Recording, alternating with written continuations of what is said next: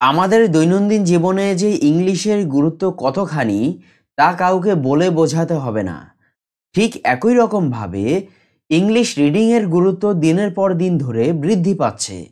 তার অন্যতম কারণ হলো আমরা মাঝে মাঝেই বিভিন্ন অফিসিয়াল লেটার, তারপর ইমেইল, মেসেজ এগুলো আমরা রিসিভ করি। সেই ইমেইল, মেসেজ, তারপর যে চিঠিগুলো আসে সেগুলো মেইনলি ইংলিশে আসে। সেইগুলোকে আমাদেরকে পড়ে বুঝতে হয়। সেই পড়ে বোঝার জন্য আমাদের ইংলিশ রিডিং পড়াটা অত্যন্ত জরুরি। ইংলিশ রিডিং পড়া জানাটা অত্যন্ত জরুরি। তোমরা যদি ইংলিশ রিডিং পড়তে পারো তাহলে ওই চিঠিতে কি লেখা আছে তাও বুঝতে পারবে। তো চলো একটা টেকনিক অবলম্বন করে আমরা অতি সহজে এই চিঠিতে কি বলতে চেয়েছে, মূল বিষয়বস্তুটা কি তা আমরা বুঝতে পারবো। এইবার টেকনিকটা কি? টেকনিকটা হলো গিয়ে যে আমরা যদি প্রত্যেকটা সেন্টেন্সের প্রত্যেকটা ওয়ার্ডকে যদি ওয়ার্ডের মানে বের করার যদি চেষ্টা করি, অর্থাৎ প্রত্যেকটা ওয়ার্ডের যদি অর্থ আমরা বোঝার চেষ্টা করি, তাহলে আমরা 10টার মধ্যে অন্তত 6টা ওয়ার্ডের মিনিং যদি আমরা জানি, তাহলে আমরা ওই সেন্টেন্সটার একটা মোটামুটি একটা আইডিয়া করতে পারবো যে এই সেন্টেন্সটার মাধ্যমে এই কথাটা বুঝিয়েছে। তাহলে আমরা যদি প্রত্যেকটা সেন্টেন্সের এইরকমভাবে একটা অর্থ দাঁড় করানোর চেষ্টা করি, অর্থাৎ একটা অর্থ আন্দাজ করতে পারি, তাহলে পুরো প্যাসেজটা সম্পর্কে আমাদের ধারণা হয়ে যাবে। এবং আমাদের ওই চিঠিটা কি সম্পর্কে এসছে, মেইলটা কি সম্পর্কে এসছে বা মেসেজটা কি সম্পর্কে এসছে তা বুঝতে আর খুব একটা অসুবিধা হবে না। তাহলে চলো 3টে প্যাসেজের মাধ্যমে কিভাবে তোমরা রিডিং পড়বে, কিভাবে রিডিং পড়া অভ্যাস করবে সেটা বুঝে নিই। প্রথম যে প্যাসেজটা সেটা হলো, We should try to prosper in life, but we should not give up our sense of morality. If we compromise with dishonesty, it would be difficult for us to respect ourselves. So it is important to choose the right way. তাহলে এখানে প্রথম যে সেন্টেন্সটা আছে সেটা হলো we should try to prosper in life. এখানে we মানে কি? উই মানে হলো আমরা, শুড মানে হলো উচিত, ট্রাই মানে চেষ্টা করা, তারপর প্রসপার মানে হলো উন্নতি লাভ করা, ইন লাইফ মানে তো জীবনে, লাইফ মানে জীবন। তাহলে কি দাঁড়াচ্ছে যে we should try to prosper in life, আমাদের জীবনে উন্নতি লাভের চেষ্টা করা উচিত। But we should not give up our sense of morality. But কিন্তু উই, এখানে উই মানে আমরা হয়, এখানে আমাদের বোঝাচ্ছে। উই শুড নট, শুড মানে উচিত, নট মানে না, নয়। গিভ আপ, এখানে give up phrasal verb use হয়েছে। গিভ আপ মানে হচ্ছে লিভ, ত্যাগ করা, ছেড়ে দেওয়া। আওয়ার আমাদের, সেন্স অফ মোরালিটি, অর্থাৎ সেন্স অফ মোরালিটি বলতে কি? এখানে সেন্স মানে বোধ বোঝাচ্ছে। সেন্স অফ মোরালিটি বলতে অর্থাৎ নীতিবোধ, মোরালিটি মানে নৈতিকতা, সেন্স অফ মোরালিটি মানে হলো নীতিবোধ।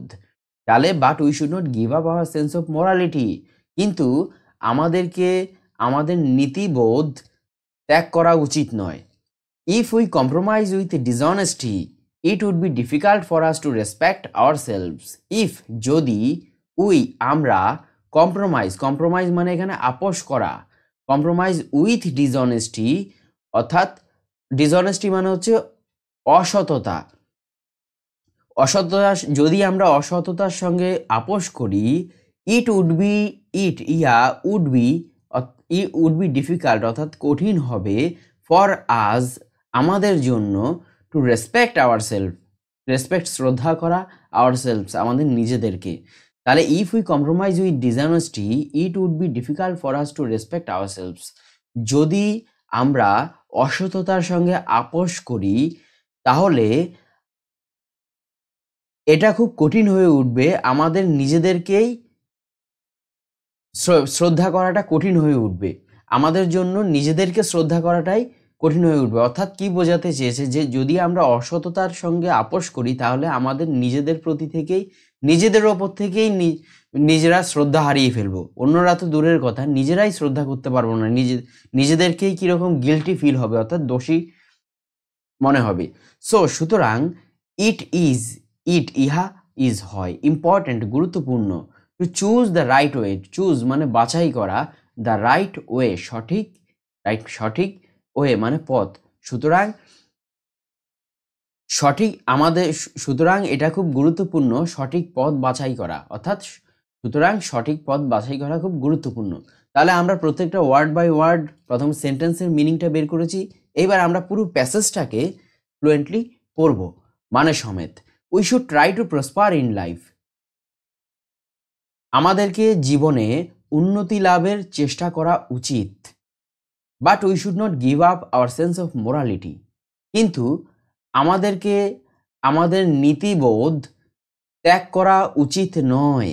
If we compromise with dishonesty it would be difficult for us to respect ourselves, যদি আমরা অসততার সঙ্গে আপোষ করি তাহলে আমাদের নিজেদের প্রতি এটা খুব কঠিন হবে, আমাদের নিজেদেরকেই নিজেদের শ্রদ্ধা করাটা কঠিন হয়ে উঠবে। সো সুতরাং it is important to choose the right way, সুতরাং এটা গুরুত্বপূর্ণ সঠিক পথ বেছে নেওয়াটা গুরুত্বপূর্ণ, সুতরাং সঠিক পথ বেছে নেওয়াটা গুরুত্বপূর্ণ। আচ্ছা, নেক্সট যে প্যাসেজ সেটাতে চলে যাই। A real friend is he who remains true to us as long as he lives, he will share our sorrow as well as our joys, he will stand by us in our hard times and is always ready to help us, he will risk everything, even life, for the sake of his friend. A real friend, এ একজন real সত্যিকারের friend বন্ধু, is হয়, হি সে, হু যিনি অর্থাৎ বা যে, remains remain মানে থাকে, থাকা বোঝায়, রিমেইনস ট্রু সত্যি থাকে, টু আজ আমাদের নিজেদের প্রতি, as long as he lives সে যতদিন ধরে বেঁচে থাকে, সে as long as he lives সে যতদিন ধরে বেঁচে থাকে। তাহলে কি দাঁড়াচ্ছে যে a real friend is he who remains true to us as long as he lives, একজন প্রকৃত বন্ধু সে যে সারা জীবন আমাদের কাছে সৎ থাকে।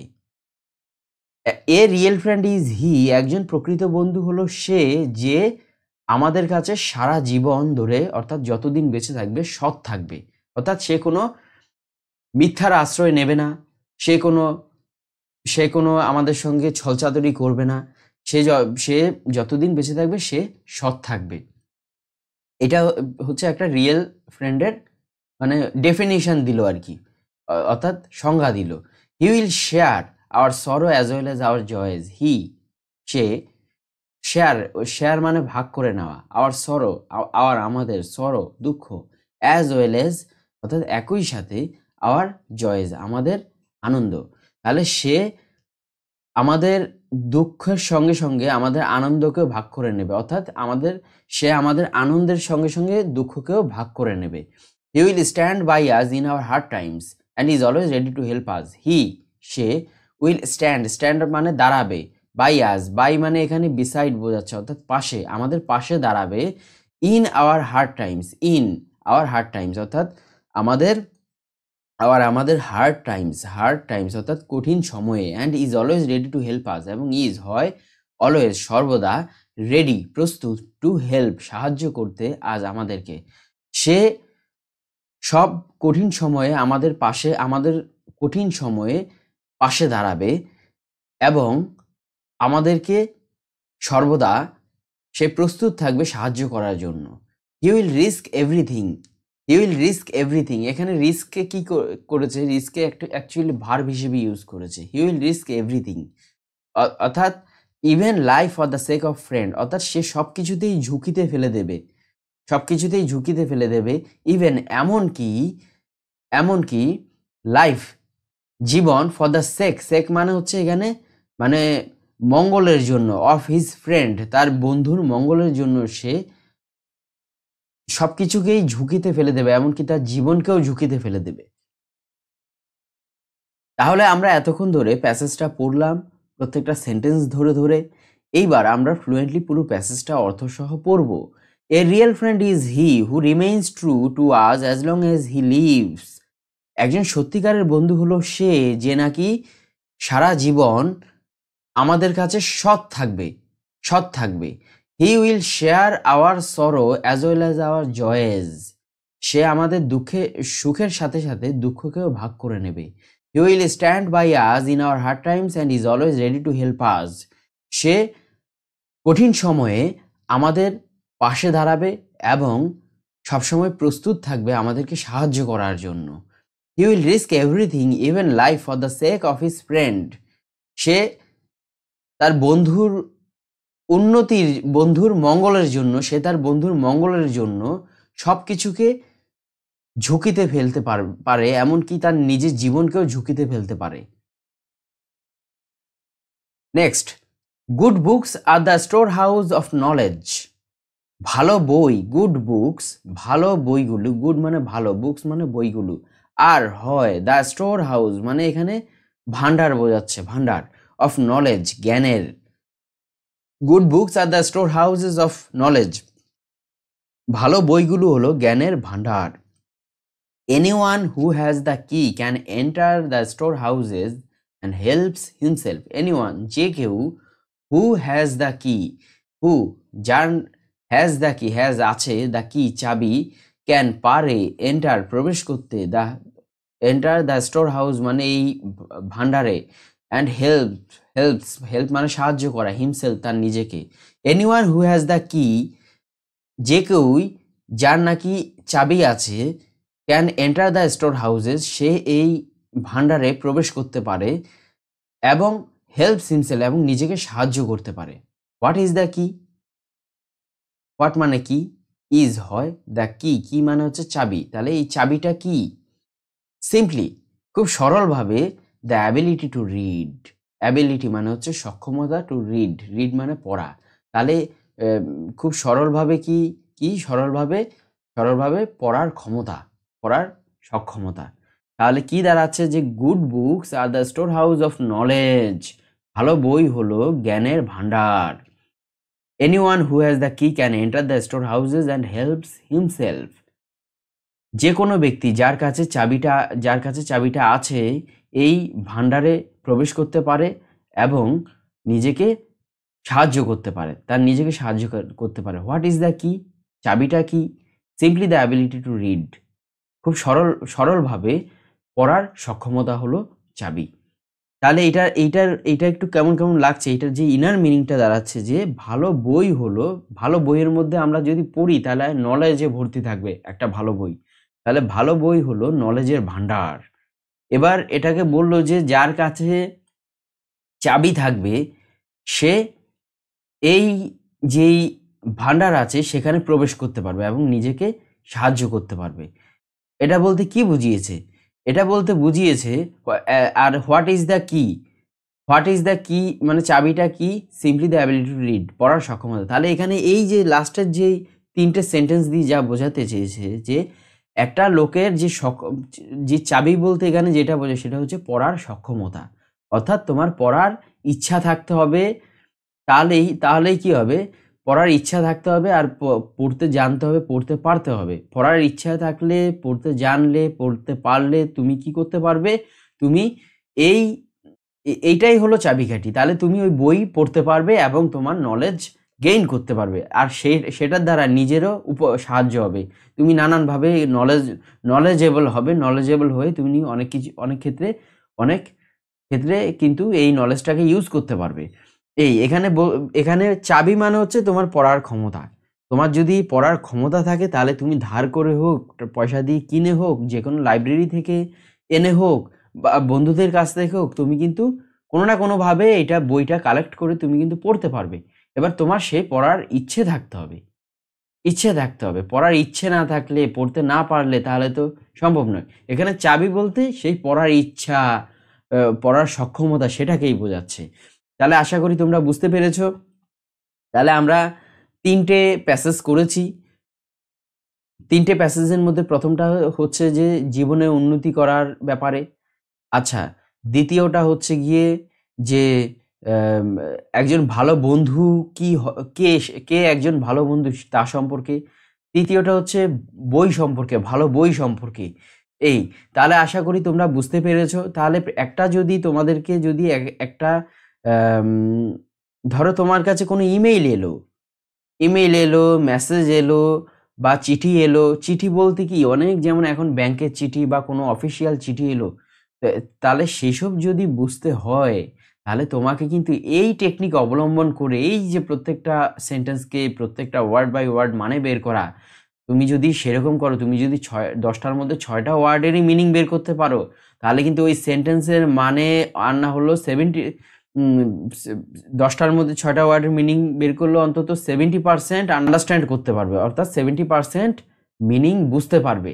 এবার তুমি যদি পুরো চিঠিটা হোক ইমেইলটা হোক 70% অন্তত বুঝতে পারো, তাহলে মূল যে বিষয়বস্তুটা সেটা সম্পর্কে কিন্তু একটা কিন্তু মোটামুটি একটা আইডিয়া হয়ে যাবে, ধারণা হয়ে যাবে। তার জন্য ইংলিশ রিডিং পড়তে জানতে হবে। ইংলিশ রিডিং একদম যে নিখুঁতভাবে হবে সেটা কোনো ব্যাপার না, তোমাকে জানতে হবে তোমার প্রয়োজন মেটানোর জন্য। যারা পারে ফ্লুয়েন্টলি তাদের তো আর কোনো মানে বের করার, ওয়ার্ড বাই ওয়ার্ড মানে বের করার কোনো প্রয়োজন পড়ে না। কিন্তু যারা পারো না তাদেরকে এই টেকনিক অবলম্বন করে কিন্তু তোমরা কিন্তু এই প্রয়োজনগুলো, ছোট ছোট যে প্রয়োজনগুলো সেগুলো কিন্তু মেটাতে পারবে। তাহলে তোমরা প্রত্যেকটা সেন্টেন্সের ওয়ার্ড বাই ওয়ার্ড ভেঙে ফেলবে, অর্থাৎ প্রত্যেকটা ওয়ার্ডের মানে বের করার চেষ্টা করবে। তাহলে দেখবে অটোমেটিক একটা সেন্টেন্সেরও মোটামুটি মানে একটা দাঁড়াবে। আর প্রত্যেকটা সেন্টেন্সের মানে মোটামুটি বের করলে পুরো যেই ব্যাপারটা নিয়ে তোমার কাছে চিঠি এসছে, ইমেল এসছে, মেসেজ এসছে, পুরোটার একটা কিন্তু মোটামুটি একটা ধারণা জন্মে যাবে। এই তাহলে আশা করি তোমরা বুঝতে পেরেছো। তোমরা এই টেকনিক অবলম্বন করতে পারো। অবলম্বন করে তোমরা অনেক প্যাসেজের অনুবাদ করতে পারবে, রিডিং পড়তে পারবে। তাহলে সবাই ইংলিশ টিচিং লাইভ চ্যানেলটাকে সাবস্ক্রাইব করবে। আশা করি তোমরা বুঝতে পেরেছো। আর হচ্ছে গিয়ে আমি অলরেডি আরও কয়েকটা ভিডিও এর উপর কিভাবে রিডিং পড়তে হবে, একটা প্যাসেজের মিনিং বের করতে হবে, তার উপর অনেকগুলো প্যাসেজ আরও করিয়েছি, প্র্যাকটিস করিয়েছি। আরও কিছু প্যাসেজ করাবো। তাহলে তোমরা যদি চাও যে ওই ভিডিওগুলো দেখতে, তোমরা প্লেলিস্টে এইগুলো আছে, প্লেলিস্টে গিয়ে চেক করতে পারো। তাহলে সবাই চ্যানেলটাকে সাবস্ক্রাইব করবে, ভিডিওটাকে লাইক করবে এবং কমেন্ট করবে। তাহলে সবাই ভালো থাকবে।